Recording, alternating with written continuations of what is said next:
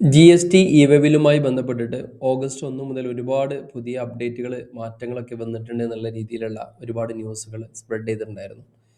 അപ്പോൾ അതുമായി ബന്ധപ്പെട്ടിട്ട് ഒരുപാട് ഡൗട്ടുകൾ യൂട്യൂബിനകത്തും വാട്സപ്പിനകത്തും നമ്മുടെ ഗ്രൂപ്പിനകത്തൊക്കെ ഒരുപാട് ക്വസ്റ്റ്യൻസ് ഉണ്ട്. അപ്പോൾ അതൊന്ന് ക്ലാരിഫൈ ചെയ്യാൻ വേണ്ടിയിട്ടാണ് ഈ ഒരു വീഡിയോ വരുന്നത്. ജൂലൈ മാസം മുതൽ തന്നെ ഇ-വേ ബില്ലിൽ ചെറിയ അപ്ഡേറ്റുകൾ ഉണ്ടാവും എന്ന് പറഞ്ഞിട്ട്, ബിൽ ടു ഷിപ്മെൻറ്റുമായി ബന്ധപ്പെട്ടുള്ള അപ്ഡേറ്റുകൾ ഉണ്ടാവും എന്നൊക്കെ പറഞ്ഞിട്ട് ജി എസ് ടിയുടെ സൈറ്റിൽ തന്നെ മെസ്സേജസുകളും അതുപോലെ നോട്ടീസുകളൊക്കെ വന്നിട്ടുണ്ടായിരുന്നു. അപ്പോൾ അത് ഇ-വേ ബില്ലുമായി ബന്ധപ്പെട്ടുള്ള കുറേ കാര്യങ്ങളിൽ മാറ്റങ്ങൾ ഉണ്ടാവും എന്നുള്ളതാണ് വന്നിട്ടുണ്ടായിരുന്നത്. അതായത് ഷിപ്റ്റുവിൻ്റെ അടുത്ത് GSTയുടെ നമ്പർ കൊടുക്കേണ്ടി വരും, അല്ലെങ്കിൽ URP നമ്പർ കൊടുക്കണം, ഈ ഒരു ഭാഗത്ത് സ്ട്രിക്റ്റ് ആയിട്ടുള്ള മാറ്റങ്ങൾ ഉണ്ടാവും തുടങ്ങിയിട്ടുള്ള കാര്യങ്ങളൊക്കെ ഉണ്ടായിരുന്നു. ലേറ്റർ പിന്നീട് GST സൈറ്റിൽ തന്നെ അതിൻ്റെ ഒരു അഡ്വൈസറി കൃത്യമായിട്ട് വന്നിട്ടുണ്ടായിരുന്നു. 29 ജൂലൈനാണ് അത് വന്നത്. അപ്പോൾ ഇതുമായി ബന്ധപ്പെട്ടിട്ട് ഇവരെ ഇറക്കിയിട്ടുള്ള FAQ, ഫ്രീക്വൻ്റ്ലി ആസ്ക്ഡ് ക്വസ്റ്റ്യൻസ്, അതേപോലെ ഓഗസ്റ്റ് 1 മുതൽ നടക്കാൻ പ്ലാൻ ചെയ്തിട്ടുള്ള ബിൽ ടു ഷിപ്മെൻറ്റുമായി ബന്ധപ്പെട്ടുള്ള കാര്യങ്ങളൊക്കെ താൽക്കാലികമായി ഹോൾഡ് ചെയ്തിട്ടുണ്ട്. ആ ഒരു ഇൻഫർമേഷൻ കൃത്യമായിട്ട് ഇവിടെ വന്നിട്ടുണ്ട്.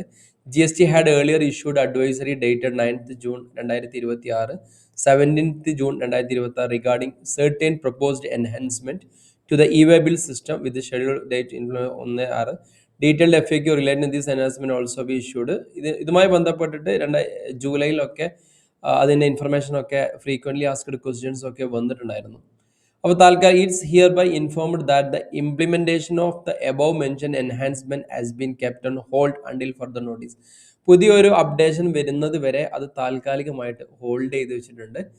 അപ്പം അക്കോർഡിംഗ്ലി ഇതുമായി ബന്ധപ്പെട്ടുള്ള കാര്യങ്ങൾ ബാക്ക് എൻഡിൽ നടന്ന് എല്ലാം കഴിഞ്ഞതിന് ശേഷം എന്തെങ്കിലും ഒരു കമ്മ്യൂണിക്കേഷൻ ഉണ്ടെങ്കിൽ GSTയുടെ സൈറ്റിൽ തന്നെ അപ്ഡേറ്റ് ആവും എന്നുള്ളതാണ് ഇൻഫർമേഷൻ വരുന്നത്.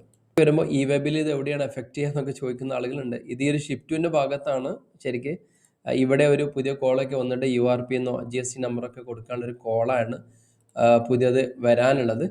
അപ്പോൾ താൽക്കാലിക അത്തരം കാര്യങ്ങളൊക്കെ ഇപ്പോൾ തൽക്കാലം ഹോൾഡ് ചെയ്ത് വെച്ചേക്കാണ്. അങ്ങനത്തെ കാര്യങ്ങളൊന്നുമില്ല. അപ്പോൾ ഇ-വേ-ബില്ലുമായി ബന്ധപ്പെട്ട് GST പുതിയ ഒരു അപ്ഡേറ്റ് സർക്കുലർ വരുന്നത് വരെ തൽക്കാലം ടെൻഷൻ ആവേണ്ട. അതുമായി ബന്ധപ്പെട്ട് സൈറ്റിലും പിന്നെ നമ്മൾ ഉപയോഗിക്കുന്ന സോഫ്റ്റ്വെയറുകളിലൊക്കെ അപ്ഡേറ്റ് വേണമെന്നൊക്കെ നിരന്തരം ആവശ്യപ്പെടുന്നുണ്ടായിരുന്നു.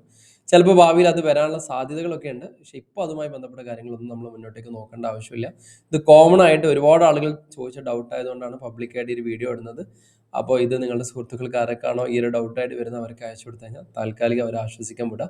ബാക്കി ഇതിൻ്റെ പുതിയ അപ്ഡേറ്റ് വരുന്ന സമയത്ത് നമ്മളിത് അപ്ഡേറ്റ് ചെയ്യുന്നതാണ് കേട്ടോ.